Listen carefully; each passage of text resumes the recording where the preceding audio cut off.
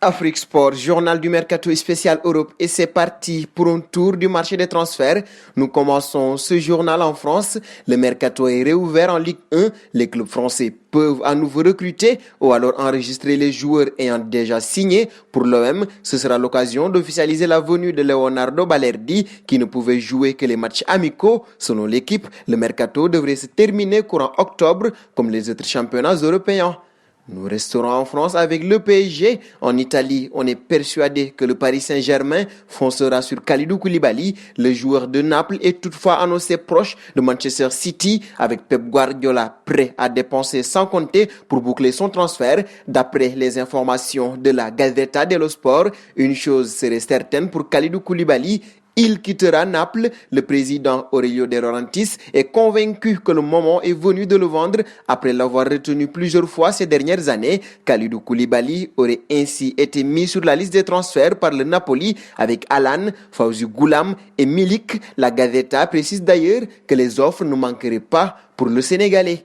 Nous filons en Italie. Antonio Conte aurait demandé à ses dirigeants de se pencher sur le dossier N'Golo Kanté. L'Inter Milan aurait, selon la Gazzetta dello Sport, pris contact avec l'entourage du joueur pour connaître sa situation et ses envies pour la suite de sa carrière. Un écho positif serait revenu aux oreilles des dirigeants milanais. Antonio Conte, le coach de l'Inter Milan, apprécie le profil de l'international français avec lequel il a travaillé lors de son passage à la tête de l'équipe de Chelsea. Son souhait serait de l'associer à Sandro Tonali, la pépite de Brescia dans l'entrejeu. Reste à savoir si Chelsea baissera le prix de son milieu de terrain âgé de 29 ans. Celui-ci est valorisé autour de 80 millions d'euros et est sous contrat avec les Blues jusqu'en juin 2023. Un bond aux Pays-Bas avec le dossier Donny van de Beek. Ce dernier est annoncé depuis plusieurs mois vers la sortie et notamment pour Manchester United et le Real Madrid. Néanmoins, le milieu de terrain est toujours à l'Ajax Amsterdam et rien ne dit qu'il fera ses valises cet été comme l'a indiqué l'intéressé à Fox Sport. C'est très compliqué parce que c'est justement une période très compliquée en termes de transfert. S'il n'y avait pas eu le coronavirus, cela aurait pu être différent.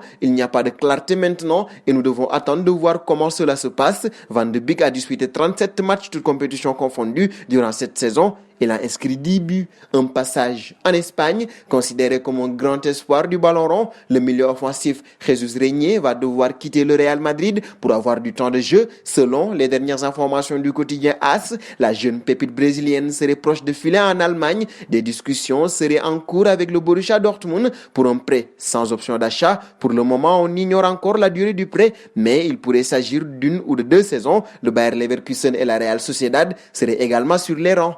Un autre dossier au Real Madrid, celui de Toni Kroos, alors que son contrat se termine en juin 2023 avec le Real Madrid, le milieu de terrain aurait la possibilité de changer d'air lors du mercato d'été. L'international allemand disposerait de 2 belles pistes, comme nous le révèle le quotidien italien Tuttosport. Il y a tout d'abord Manchester City. Pep Guardiola a toujours été un fan du Madrilène. Des discussions pourraient rapidement être entamées avec l'entourage du joueur. Concernant la seconde piste, il s'agit de l'Inter Milan. En effet, si Massimiliano Allegri venait à remplacer Antonio Conte sur le banc des Nerazzurri, il aurait demandé la venue de l'ancien Bavarois. En cas de transfert, il serait estimé à 60 millions d'euros.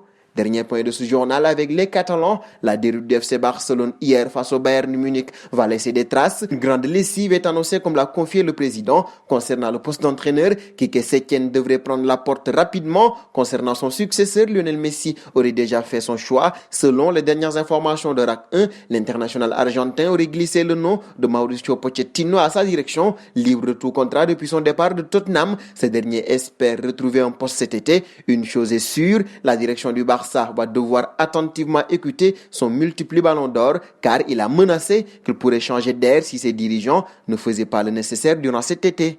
Et c'est donc terminé pour ce journal du Mercato spécial Europe. Chers amis internautes qui nous suivez d'un peu partout, la famille Afrique Sport s'élargit de jour en jour et pour nous aider à faire grandir notre chaîne, n'hésitez pas à partager nos contenus. Nous vous donnons donc rendez-vous demain tout en vous invitant à vous abonner sur Afrique Sport. C'est pour ne rien manquer du marché des transferts.